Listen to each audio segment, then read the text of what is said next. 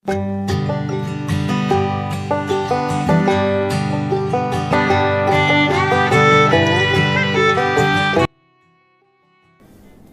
Everyone, good morning, welcome to my new vlog. कैसे हैं guys आप सब? आई होप आप सब ठीक होंगे, मैं भी ठीक हूं।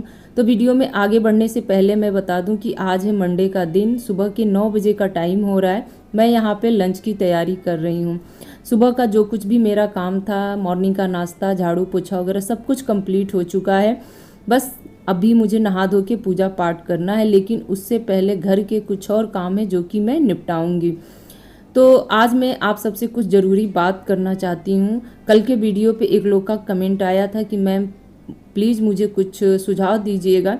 मेरी 10 महीने की बेटी है और मैं घर का काम करती हूँ तो थक जाती हूँ। मुझे ऐसा लगता है कि मैं अपना घर और बच्चा ठीक ढंग से संभाल नहीं पाती हूँ। तो मैं उनके लिए ये कहूँगी कि देखिए, आपका बच्चा अभी छोटा है। बच्चे जब छोटे होते रहते हैं तो रात को वो ठीक से सो नहीं पाते हैं और न ही मतलब कि मदर्स को सोने का मौका देते हैं। बच्चे बीच बीच में जगते रहते हैं, जिसके वजह से हो सकता है कि आपकी नींद पूरी नहीं हो पा रही होगी और पूरा दिन आप थकी थकी सी महसूस कर रही होंगी और ऐसे में घर संभालना सच में बहुत मुश्किल लग रहा होगा आपको।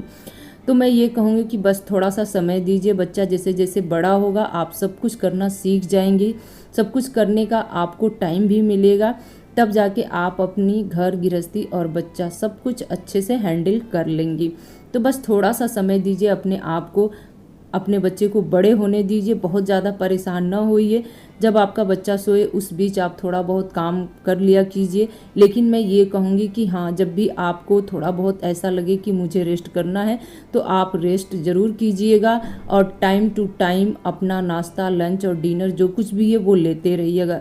क्योंकि जब बच्चे छोटे रहते हैं, फीड वगैरह करते हैं, उस टाइम पे शरीर भी बहुत कमज़ोर हो जाता है और ऐसे में सब कुछ मैनेज करना आप सबको पता ही है कि कितना मुश्किल होता है।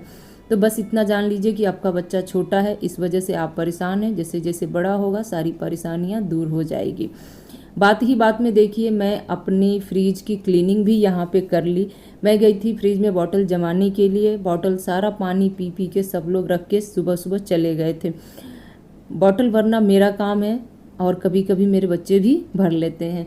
तो बस आज बच्चे लोग को स्कूल जाना था, सो मॉर्निंग में उनको इतना टाइम नहीं मिला था, तो मैं ही भर के फ्रिज में जमाने गई हूँ। देखी हूँ कि उसमें कुछ गंदगी वगैरह भी हो रखा है, तो लगे हाथ भी मैं उसको साफ़ कर दी हूँ। तो जब भी मुझे दिखता है, टाइम रहता है, तो लगे हाथ में साफ़ कर लेती हूँ। नहीं तो फिर वही जगह धीरे धीरे करके बहुत ज़्यादा गंदा हो जाता है, तो फिर बाद में चल के और मुसीबत खड़ा हो जाता है। तो इस वजह से मैं उसको साफ़ कर दी हूँ और मेरी यही एक आदत है जो मेरे घर को हमेशा साफ़ सुथरा और व्यवस्थित रखती है। जब भी मुझे कुछ गंदा दिखाई देता है या फिर कोई चीज़ फैला हुआ दिखाई देता है तो मैं तुरंत लगे हाथ उस चीज़ को समेटने में लग जाती हूँ। मैं टाइम का इंतज़ार नहीं करती हूँ कि जब मैं टाइम निकालूंगी तो इस काम को करूँगी।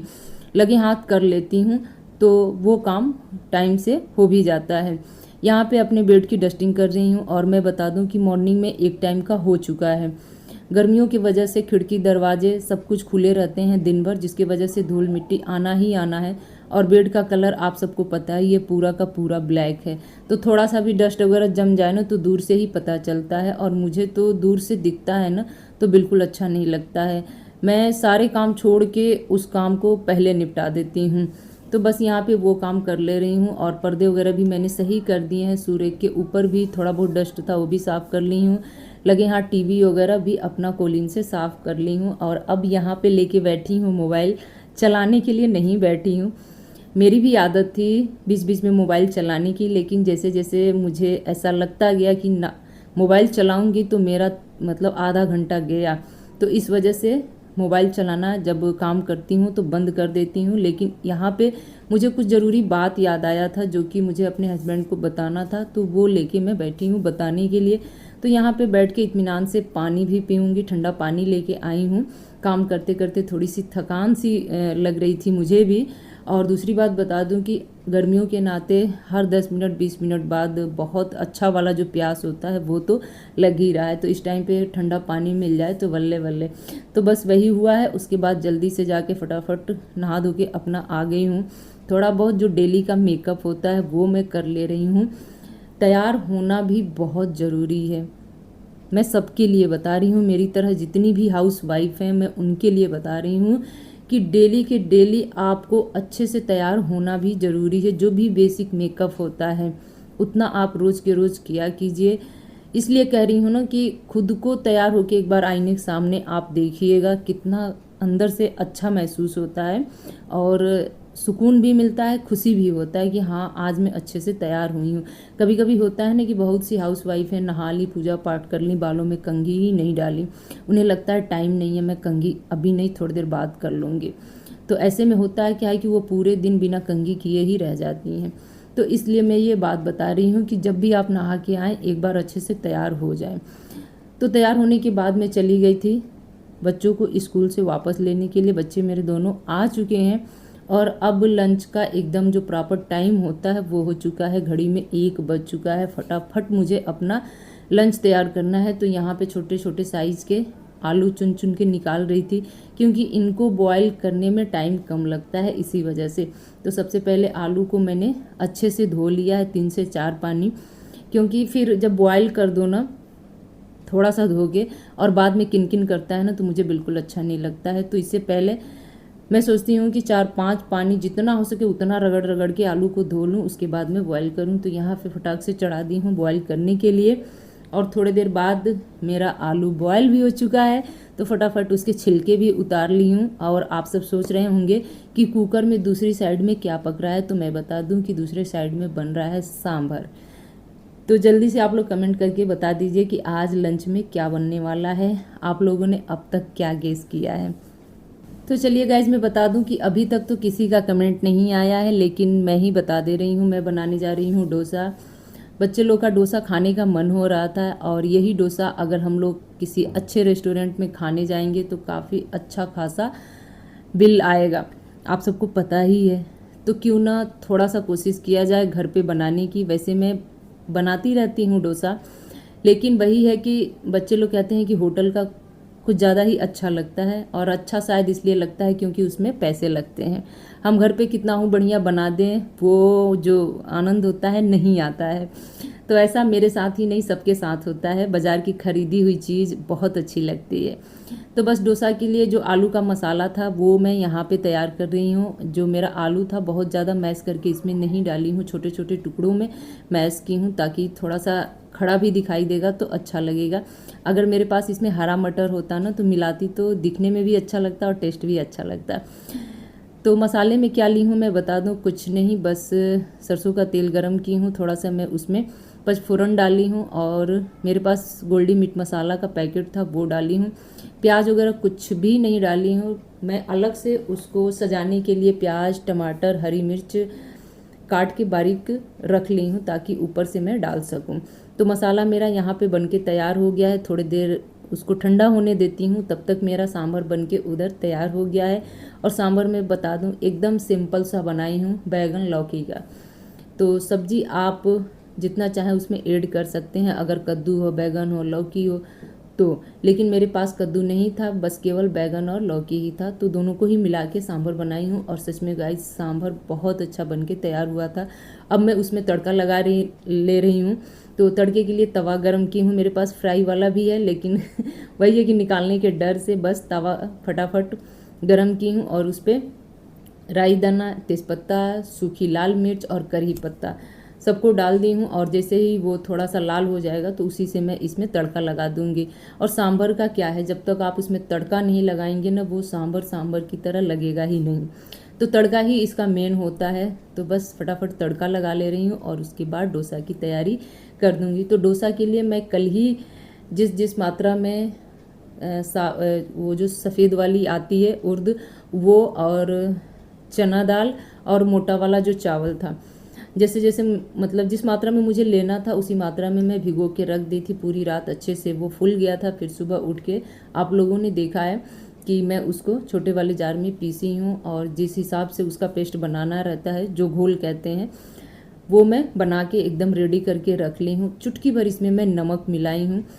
तो बस काम करते करते कुछ चीज़ छूट ही जाती है, आप सबको पता ही है। तो किचन में सारा सामान तो इकट्ठा कर ली थी, लेकिन जो ये ऑयलिंग वाला ब्रश होता है वो मैं लाना भूल ही गई थी। तो पीहू से मांगी हूँ तो वो ला के जल्दी से दे के गई है कि मम्मा लो अपना काम फटाफट आगे बढ़ा, क्योंकि बच्चे भी बहुत अंदर से वो थे, क्या बताऊँ मैं, मतलब वेट कर रहे थे कि मम्मा जल्दी से बना दो, भूख लगी है। और डोसा के नाम पे तो उनका जो भूख है ना वो डबल ट्रिपल हो गया था। तो बस फटाफट यहाँ पे तवा मेरा गर्म हो गया है, थोड़ा सा ऑयलिंग की हूँ, उसके बाद पानी का छिट्टा दे के उसको अच्छे से पोंछ ली हूँ। और इस तरह से होता क्या है कि डोसा चिपकता नहीं है। वैसे भी ये डोसा वाला जो नॉन स्टिक तवा है, चिपकने का कोई चांस ही नहीं होता है इस पर।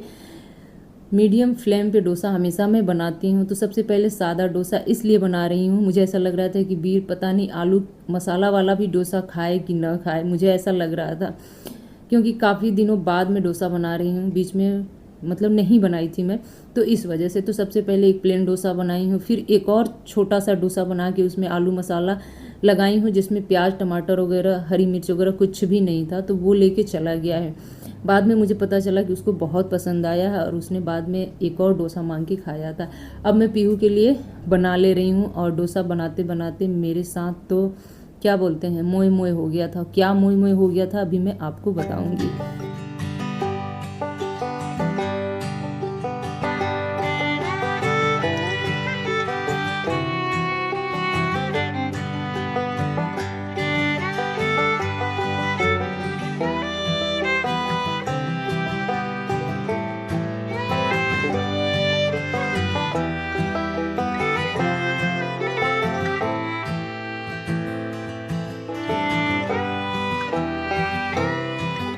तो गाइज मैं बता दूं, जैसे ही मेरा तीसरा डोसा बन के तैयार हुआ था, मेरा तो मोए मोए हो गया, यानी कि सिलेंडर हो गया ख़त्म। ये देखिए अपने आप ही बंद हो गया है। अब कैसे बनेगा डोसा। शुक्र इस बात की है कि 2 रोज पहले आप लोगों ने वीडियो में देखा होगा, सिलेंडर भर के आया था मेरे घर, और पता नहीं अचानक से इनके मन में ख्याल आया और इन्होंने बुक कर दिया, और उसी दिन सिलेंडर आ गया। वरना इस टाइम पे तो डोसा का डोसा बन जाता, आप लोग समझ जाइए। खैर बच्चों मतलब बच्चे लोग के लिए तो डोसा बन के तैयार था, बच गई थी मैं सिर्फ। तो पीहू को मैंने डोसा यहाँ पे दिखाया। पीहू तो कलर देख के ही समझ जाती है कि आज का डोसा कैसा हुआ है। तो बस पीहू अपना चली गई है लंच करने के लिए, और मैं लग गई हूँ सिलेंडर लगाने के चक्कर में। तो सिलेंडर को कुछ इस तरह से मैं कवर करके रखती हूँ। आप लोगों को मैंने पीछे की वीडियो में भी बताया था, देखने से तो एकदम पता नहीं चलता है कि इसके अंदर सिलेंडर है। ये जो बड़ा सा आप लोग कार्टून बॉक्स देख रहे हैं ना, इसी के अंदर छुपा के रखती हूँ मैं। लेकिन मेरी सबसे बड़ी कमी क्या है कि मैं बहुत दिनों से सोच रही हूँ इसको मतलब पेपर से चिपका, मतलब पेस्ट करने के लिए इसके ऊपर से, कि कुछ कलरफुल पेपर लगा दूं जिससे कि ये लगे ही न कि ये कार्टून बॉक्स है। लेकिन ये काम मैं कर नहीं पा रही हूँ। यही है कि आज करूँगी कल करूँगी, ऐसे ही करके टालती जा रही हूँ। सिलेंडर लगाना भी मेरे लिए बहुत बड़ा हेडक का काम होता है। मतलब मुझे बहुत आलस आता है सिलेंडर लगाने में, कपड़े फोल्ड करने में और कपड़े प्रेस करने में। तो चलिए यहाँ पे जल्दी से मैं अपना सिलेंडर लगा ले रही हूँ। आलस नहीं करूँगी इस टाइम पे, क्योंकि मुझे अच्छी तरह से पता है कि ये घर पे है नहीं, सिलेंडर लगाएगा कौन, लगाना तो मुझे ही है। और आगे का जो 1-2 डोसा है मुझे ही बनाना है, वरना आज तो मैं बिना लंच के ही रह जाऊँगी। तो फटाफट सिलेंडर लगा ले रही हूँ। और सिलेंडर ऐसी चीज़ है ना कि दिखती तो एकदम ही नहीं है बाहर से कि ख़त्म होने वाली है। बस वही है कि जो हमारा डे होता है या फिर जो मंथ होता है उसी के अकॉर्डिंग थोड़ा सा माइंड में ये रहता है कि ख़त्म होने वाला है। तो बस यही एक बात मन में आती है, वरना पता तो बिल्कुल ही नहीं चलता है। और मेरे साथ तो अक्सर ही ऐसा होता है, एकदम एन मौके पे ख़त्म होता है। कभी कभी ऐसा होता है कि चाय में बॉयल आने वाला होता है, सिलेंडर ख़त्म हो जाता है। चाय ना इधर का होता है ना उधर का होता है। खैर आज सबसे अच्छी बात ये थी कि घर में सिलेंडर था, नहीं तो फिर वही होता है इंडक्शन वगैरह यूज करना पड़ता। तो यहाँ पे बस अपने लिए भी 2 डोसा बना के मैं तैयार कर ली हूँ। और थोड़ा सा जो डोसा का डो है और आलू मसाला है वो मैं उठा के फ्रिज में रख दे रही हूँ, क्योंकि ये अभी है नहीं, और इस टाइम बना दूंगी तो फिर शाम होते होते वो काफ़ी ठंडा पड़ जाएगा, फिर खाने में मज़ा नहीं आएगा। तो जब वो आएंगे फिर उनको मैं बना के दूंगी। तो इस वजह से फ्रिज में रख दी हूँ। और ये डोसा ऐसी चीज़ है कि 1 से 2 खा लो तो पेट भर जाता है आपका। तो फटाफट आप लोग भी आइए हमारे साथ डोसा खा लीजिए लंच में। और किस किस को डोसा पसंद है ये भी आप लोग कमेंट करके ज़रूर बताइएगा। फटाफट इसमें बीच से मैं कट लगा ले रही हूँ, क्योंकि अभी फिर पीहू आके सामने खड़ी थी कि मम्मा मुझे आधा डोसा और दे दो। तो सच में ये ऐसी चीज़ है ना कि देख के लालच आ ही जाती है, मुंह में भी पानी आ जाता है। खैर मुझे तो मतलब उस टाइम इतना भूख बढ़ गया था ना कि मैं क्या बताऊँ, कि शायद दूसरा कोई बनाता तो सबसे पहले मैं ही लंच कर लेती। तो सारा काम अब तक का निपट चुका है। आप सबको पता है कि जब भी कुछ स्पेशल बनाओ ना तो किचन हमारा एकदम फैल जाता है, सिंक में सारे बर्तन भर जाते हैं। तो किचन एक साथ की हूँ, सिंक के सारे बर्तन धुली हूँ, जो एक्स्ट्रा के थे उन्हें पोंछ पोंछ के स्टैंड पे लगाई हूँ। ये सब काम करते करते कुछ टाइम हो ही गया है। फिर बीच में थोड़ा सा मैं रेस्ट ली हूँ। उसके बाद अभी शाम का टाइम हो रहा है और यहाँ पे अपने पौधों को मैं जो पानी का फुहारा होता है वो दे रही हूँ। मेरे पास फुहारा वाला जो स्प्रे बॉटल होता है वो नहीं है, लेकिन वही है, जुगाड़ लगा लेती हूँ मैं।